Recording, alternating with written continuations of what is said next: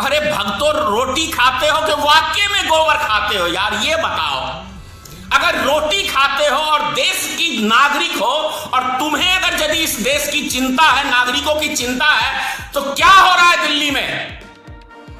किसान बिल जो पास हुआ है वो एक जब बोल रहे हैं कि एमएसटी में कोई बदलाव नहीं है, तो लिखित देने में क्या बीमारी है? हाथ में लकवा मार दिया है मोदी के, या भारतीय जनता पार्टी के नेताओं के हाथ में लकवा मार दिया? एक लिखित दे दो, सारा विवाद खत्म हो जाएगा।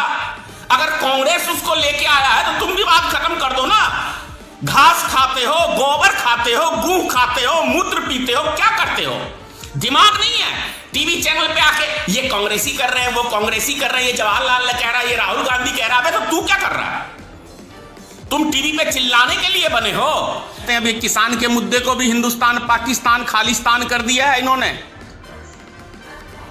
इस मुद्दे को भी ले गए है खालिस्तान में, और वो जो खालिस्तान का नारा लगा रहा है वो मोदी जी के साथ फोटो खिंचा रहा है। तो इसका क्या मतलब है? इसका मतलब तो स्पष्ट है कि जो भी हिंदुस्तान में ऊट पटांग की अफवाहें उड़ती हैं वो भारतीय जनता पार्टी खुद अपने एजेंडे के तहत, मास्टर प्लानिंग के तहत उड़ाती है। ਤਾਂ ਉਹ ਨੈਸ਼ਨਲ ਮੀਡੀਆ ਨੂੰ ਅਸੀਂ ਦੱਸਣਾ ਅਸੀਂ ਬੰਦੇ ਕੌਣ ਆ ਤੇ ਇੱਥੇ ਹੋ ਕੀ ਰਿਹਾ। So let's check it out. ਅਸੀਂ ਇੱਥੋਂ ਲੰਘ ਰਹੇ ਸੀ ਵੀ ਅਸੀਂ ਹੁਣੇ ਹੀ ਸੋਚਿਆ ਵੀ ਲਾਈਵ ਕਰਕੇ ਲੋਕਾਂ ਨੂੰ ਸਾਡੀ ਜ਼ਿੰਦਗੀ ਤੇ ਅਸੀਂ ਇੱਥੇ ਕਰ ਕੀ ਰਹੇ ਆ, ਆਏ ਕਿਉਂ ਆ, ਅਸੀਂ ਕੌਣ ਆ, ਇਹ ਦਿਖਾਇਆ ਜਾਵੇ। ਤੇ ਕਹਿੰਦੇ ਆ ਵੀ ਇਹ ਤਾਂ ਦੇਖੋ ਪੰਜਾਬ ਦੇ ਬੰਦੇ, ਇਹ ਤਾਂ ਖਾਲਿਸਤਾਨੀ ਮੂਵਮੈਂਟ ਚੋਂ ਆਏ ਆ, ਇਹ ਤਾਂ ਟੈਰਰਿਸਟ ਆ, ਇਹ ਤਾਂ ਵੱਖਰੀਆਂ ਵੱਖਰੀਆਂ ਗੱਲਾਂ ਕਰੀ ਜਾਂਦੇ ਆ। ਇਹਨਾਂ ਨੂੰ ਮਾੜਾ ਜਿਹਾ ਦੋ ਹੱਥ ਹੋ ਜੇ ਜੀ ਇਹਨਾਂ ਨਾਲ, ਸਿੱਧੀ ਗੱਲ। ਹਾਂਜੀ, ਅਸੀਂ ਆਪਣੇ ਹੱਕਾਂ ਵਾਸਤੇ ਲੜਦੇ ਆ। ਸਾਡੀ ਆਉਣ ਵਾਲੀ ਪੀੜ੍ਹੀ, ਜੇ ਅਸੀਂ ਹੁਣ ਲੜਦੇ ਨਹੀਂ, ਸਾਡੀ ਆਉਣ ਵਾਲੀ ਪੀੜ੍ਹੀ ਕਹੂਗੀ ਭਾਪੇ ਤੁਸੀਂ ਕਿੱਧਰ ਮਰ ਗਏ। ਤੇ ਜਦੋਂ ਮੋਦੀ ਨੇ ਇਹ ਕਾਨੂੰਨ ਲਿਆਂਦੇ ਤੇ ਇਹ ਸਾਨੂੰ ਨਾ ਬਦਨਾਮ ਕਰੀ ਜਾਂਦੇ ਆ ਤੇ ਇਹ ਕਹਿੰਦੇ ਵੀ ਇਹ ਤਾਂ ਕੋਈ ਹੋਰ ਗੱਲ ਆ, ਅੰਦਰੋਂ ਇਹ ਖਾਲਿਸਤਾਨ ਵਾਲੀ ਗੱਲ ਲਈ ਫਿਰਦੇ ਆ ਤੇ ਇਹ ਆਪਾਂ ਹਨਾ, ਤੇ ਆਪਾਂ ਉਹ ਕਹਿੰਦੇ ਤਾਂ ਹੀ ਇੱਥੇ ਸਾਰੇ ਬੰਦੇ ਇਕੱਠੇ ਹੋਏ ਫਿਰਦੇ ਆ। ਇਹ ਕਿਸਾਨਾਂ ਨੂੰ ਤਾਂ, ਕਿਸਾਨ ਤਾਂ ਹੈ ਹੀ ਨਹੀਂ ਇਹਨਾਂ 'ਚ।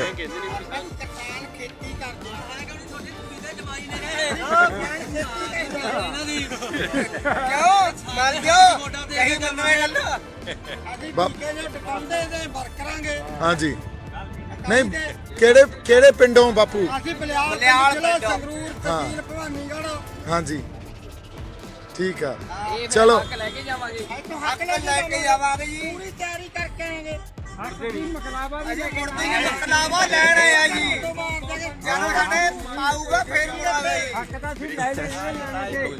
और तेरे से नहीं कुछ कोई मांग रहा है, जो कानून था उसी को लागू रहने देता। जनता खुश थी, जनता खुश थी। कभी ले आएगा क्या कहते हैं 3 तलाक का मैटर, कभी 370, कभी राम मंदिर, कभी हिंदू मुसलमान, कभी हिंदुस्तान पाकिस्तान, चाइना। अभी मैं फौजी का एक वीडियो लोड करता हूं बॉर्डर से ही, जो फौजी ने कहा है। मेरी बात तो इन भक्तों को, गोबर भक्तों को नहीं हजम होगा, लेकिन ये जो मैं कह रहा हूं वो अच्छी तरह से, आप सैनिक की बात पे तो बोलते हो ना कि सैनिक पे टिप्पणी मत करो, तो मैं सैनिक का वीडियो ही लोड कर देता हूं कि सैनिक हमारे देश का क्या कह रहा है कि ये कैसा प्रधानमंत्री है। पुलवामा हमला सैनिक बोल रहा है भारत का कि इसकी जांच आज तक नहीं हुई, लेकिन एक फिल्मी एक्टर मर गया तो उसकी सीबीआई फलाना ढीना पड़ाना सब जांच हो रहा है। 3 महीने से टीवी चैनल की सुर्खियां बना हुआ है, लेकिन पुलवामा हमला, इतना बड़ा हमला हुआ, क्यों नहीं इसकी जांच हुई? क्योंकि भारतीय जनता पार्टी के अमित शाह और नरेंद्र मोदी ने करवाया था। चुनाव जीतने के लिए ये देश सुरक्षित हाथों में है। मुद्दा कोई नहीं था ना चुनाव में जाने के लिए। था एक भी मुद्दा था कि मुंह दिखाने लायक चले आए अपने ही देश की सेना को मरवा के राजनीतिक रोटी सेकने मिस्टर अमित शाह, मिस्टर क्या कहते हैं प्रधानमंत्री। इसीलिए मैं बस वो बोल रहा हूं अब शब्द भाषा मैं जानता हूं ना, और देश के लगभग नागरिक अब जानने लगे हैं कि सारे हरकत, सारे गुजरात का दंगा करा के तू हिंदुओं के दिल में बसना चाहा है। तू कितना बड़ा पापी आदमी है, यही बात से अंदाजा लगा सकता है कि जब गुजरात का मुख्यमंत्री बना तो वहां भूचाल आ गया। कुदरत भी तुझे झेलने के लिए तैयार नहीं है। देश का प्रधानमंत्री बना तो देश को कंगाल कर दिया। इतना बड़ा मनूस देश के लिए है, इतना बड़ा मनूस है तुझे देश के लिए। जिस चीज पे रखता है हाथ उसको भस्म कर देता है। पूरे देश की जीडीपी भस्म कर दी।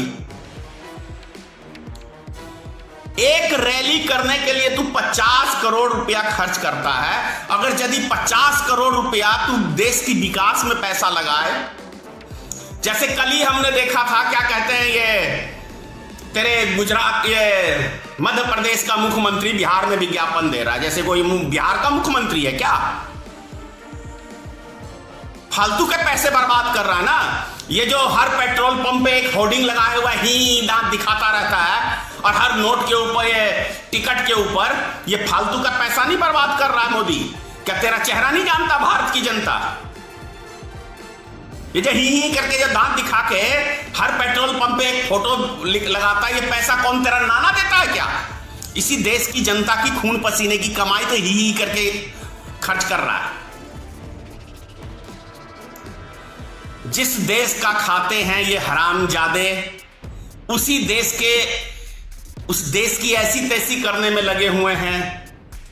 जिस देश की जनता ने इनको सर आंखों पे बिठाया, उसी जनता की ठोकने में लगे हुए हैं। क्या लगता है आप लोग को कि ये प्रधानमंत्री, अरे 56 साल कांग्रेस ने राज किया, कभी न किसान रोड पे आया, न महिला, न शिक्षक, कोई रोड पे नहीं आया। तेरे 6.5 साल के शासनकाल में पूरे देश में ऐसा कोई स्टेट नहीं है जहां पे शिक्षक हो, डॉक्टर हो, पुलिस वाले हो, सेना हो, जिसने तेरा अभी तक विरोध नहीं किया। ये तो ईवीएम की कृपा है, ईवीएम की कृपा है जो तू चुनाव जीत जाता है। जरा शर्म कर, करा ले बैलेट पेपर पे चुनाव। तेरे भी और तेरे भक्तों की भी लग रही होगी जो बोल रहा हूं मैं। जरा करा के देख नरेंद्र मोदी, ईवीएम को हटा और बैलेट पेपर पे चुनाव करा, तब मानेंगे तेरे को कि कितना पब्लिक इस देश की चाह रही है। बिहार में 75% जब जनता खिलाफ थी तो तू चुनाव जीत गया। जनता को बेवकूफ बनाता रहे। पटना ऐसे शहर में तेरा खिलाफ था, सारा जनता सब हैरान है।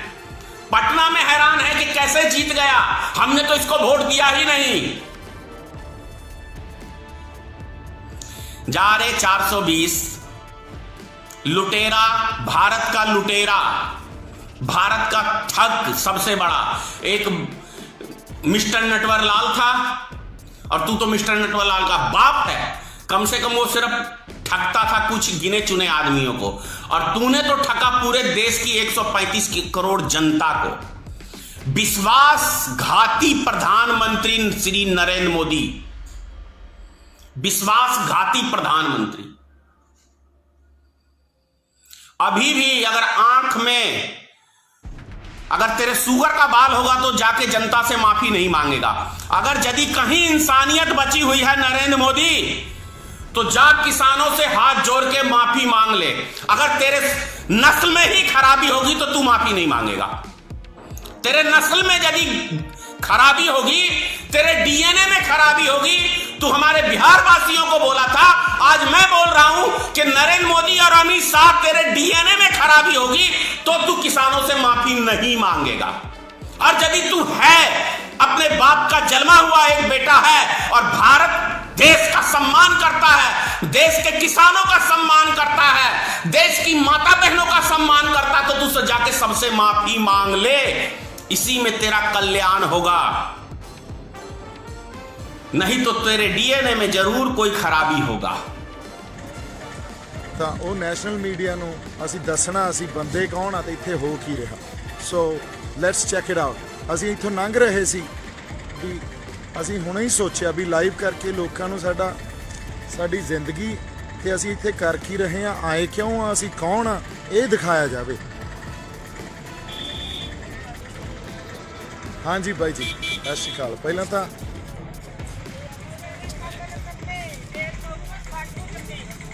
ਬੇਬੇ ਸਤਿ ਸ਼੍ਰੀ ਅਕਾਲ। ਇਹ ਬੇਬੇ ਇੱਕ ਨਾ ਫਿਲਮੀ ਐਕਟਰੈਸ ਆ, ਕੰਗਣਾ ਰਣੌਤ, ਤੇ ਉਹ ਕਹਿੰਦੀਆਂ ਵੀ ਜਿਹੜੀਆਂ ਬੇਬੇ ਇੱਥੇ ਆਈਆਂ ਨਾ ਤੁਹਾਡੇ ਨਾਲ ਬੈਠੀਆਂ, ਵੀ ਇਹ ਤਾਂ 100-100 ਰੁਪਏ ਤੇ ਦਿਹਾੜੀ ਤੇ ਆਉਂਦੀਆਂ। ਇਹਨਾਂ ਨੂੰ ਮਾੜਾ ਜਿਹਾ ਦੱਸ ਦਿਓ ਵੀ ਕੌਣ ਆ ਅਸੀਂ, ਮਾੜਾ ਜਿਹਾ ਦੱਸੋ ਇਹਨਾਂ ਨੂੰ ਵੀ ਕੌਣ ਆ ਅਸੀਂ। ਅਸੀਂ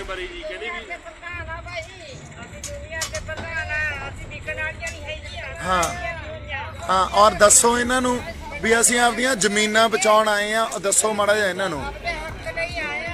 ਹਾਂਜੀ ਹਾਂਜੀ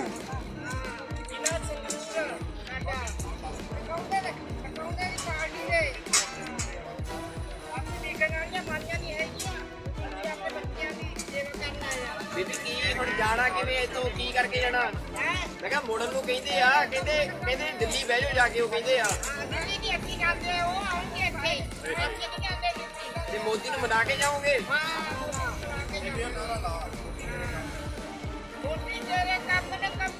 ਫੇਰ ਕਹੇਗੀ ਖਾੜਕੂ ਜੰਮੇ।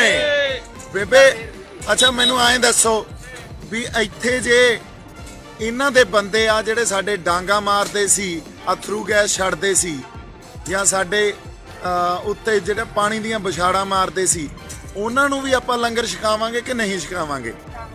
ਛਕਾਵਾਂਗੇ। ਹਾਂਜੀ, ਤੋ ਇਹਨਾਂ ਨੂੰ ਦੱਸੋ ਵੀ ਅਸੀਂ ਆਹ ਬੰਦੇ ਆ, ਅਸੀਂ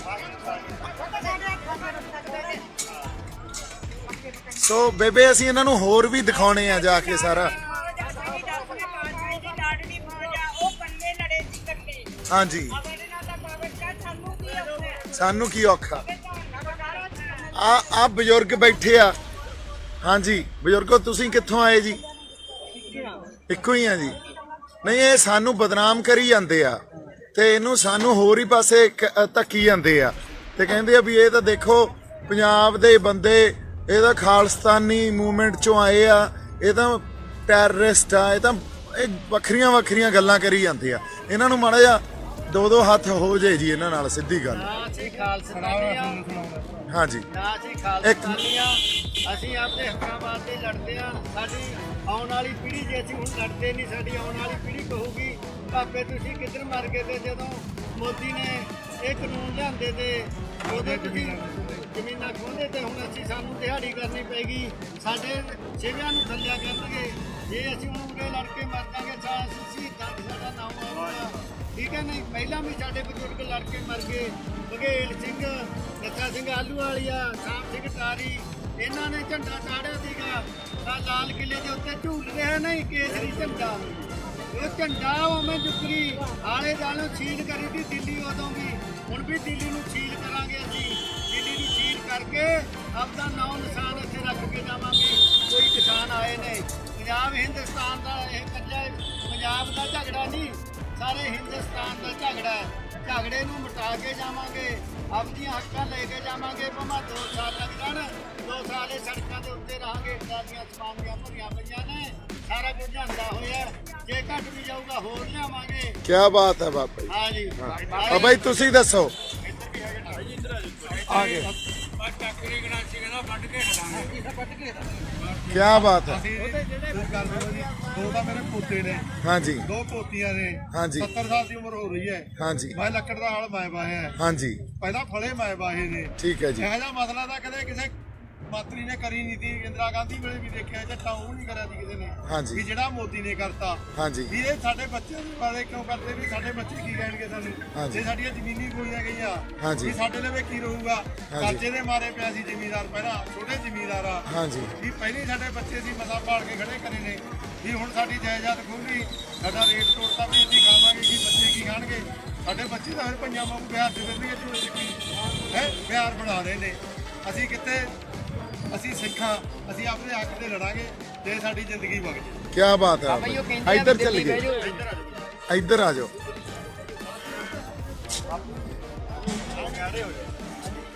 ਹਾਂਜੀ, ਇਹ ਸਾਨੂੰ ਨਾ ਬਦਨਾਮ ਕਰੀ ਜਾਂਦੇ ਆ ਤੇ ਇਹ ਕਹਿੰਦੇ ਵੀ ਇਹ ਤਾਂ ਕੋਈ ਹੋਰ ਗੱਲ ਆ ਅੰਦਰੋਂ ਇਹ ਖਾਲਿਸਤਾਨ ਵਾਲੀ ਗੱਲ ਲਈ ਫਿਰਦੇ ਆ ਤੇ ਇਹ ਆਪਾਂ ਹਨਾ ਤੇ ਆਪਾਂ ਉਹ ਕਹਿੰਦੇ ਤਾਂ ਹੀ ਇੱਥੇ ਸਾਰੇ ਬੰਦੇ ਇਕੱਠੇ ਹੋਏ ਫਿਰਦੇ ਆ। ਇਹ ਕਿਸਾਨਾਂ ਨੂੰ ਤਾਂ ਕਿਸਾਨ ਤਾਂ ਹੈ ਹੀ ਨਹੀਂ ਇਹਨਾਂ 'ਚ। ਕਿਸਾਨ ਖੇਤੀ ਕਰਦੇ ਕਿਉਂ ਮੰਨ ਜਾਓ ਕਹੀ ਮੰਨਵੇਂ ਗੱਲ ਅਸੀਂ ਜੋ ਟਿਕਾਉਂਦੇ ਤੇ ਵਰਕਰਾਂਗੇ। ਹਾਂਜੀ ਨਹੀਂ ਕਿਹੜੇ ਪਿੰਡੋਂ ਬਾਪੂ? ਅਸੀਂ ਬਲਿਆਲ ਬਲਿਆਲ ਜ਼ਿਲ੍ਹਾ ਪਿੰਡੋਂ। ਸੰਗਰੂਰ ਤਹਿਸੀਲ ਭਵਾਨੀਗੜ੍ਹ। ਹਾਂਜੀ ਠੀਕ ਆ ਇਹ ਚਲੋ ਹੱਕ ਲੈ ਕੇ ਜਾਵਾਂਗੇ ਹੱਕ ਲੈ ਕੇ ਜਾਵਾਂਗੇ ਜੀ। ਪੂਰੀ ਤਿਆਰੀ ਕਰਕੇ ਆਏਗੇ। ਹੱਕ ਦੀ ਮਕਲਾਵਾ ਵੀ ਮਕਲਾਵਾ ਲੈਣ ਆਇਆ ਜੀ ਜਦੋਂ ਸਾਡੇ ਆਊਗਾ ਫੇਰ ਮੁੜਾਵੇ ਹੱਕ ਤਾਂ ਅਸੀਂ ਲੈ ਲੈਣੇ। ਚਲੋ ਜੀ ਆ ਜਾਓ ਗਾਂ ਨੂੰ ਤੁਰੀਏ।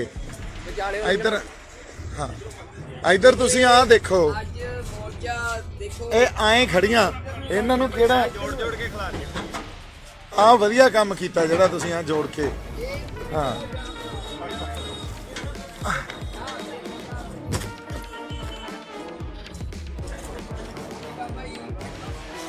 ਇਹ ਫਿਰ ਹੁਣ ਕਿਵੇਂ ਉਹ ਰੋਲਾ ਪਾਇਆ ਉਹਨਾਂ ਨੇ ਕਹਿੰਦੇ ਕਿਸਾਨ ਨਹੀਂ ਹੈ ਇਹ ਤਾਂ ਕੋਈ ਹੋਰੇ ਆਏ ਹੋਏ ਆ ਪੰਜਾਬ ਤੋਂ ਆ ਦੱਸੋ ਤਾਂ ਹੀ ਬਣਾਇਆ ਆਗੇ ਦੇਖੋ ਜੀ ਜਿਹੜੇ ਕਹਿੰਦੇ ਨੇ ਉਹਨੂੰ ਤੁਸੀਂ ਆ ਕੇ ਦੇਖੋ। ਇੱਥੇ ਆ ਕੇ